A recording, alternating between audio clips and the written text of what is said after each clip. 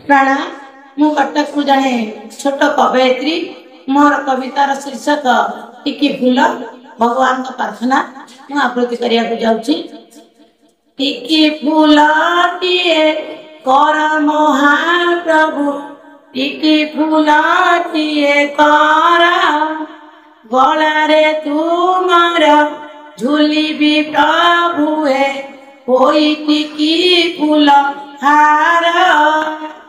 टिकी ताराटिए कर भगवान, टिकी ताराटिए कर सरधराइजु देखुथिबी सदा श्रीमुख चांद तुमार।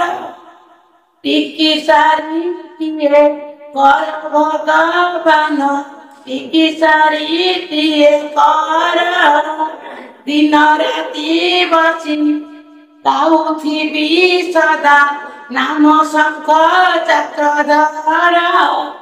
टिकी पिलाटिए कर भगवान, दिया मते बुद्धि बल।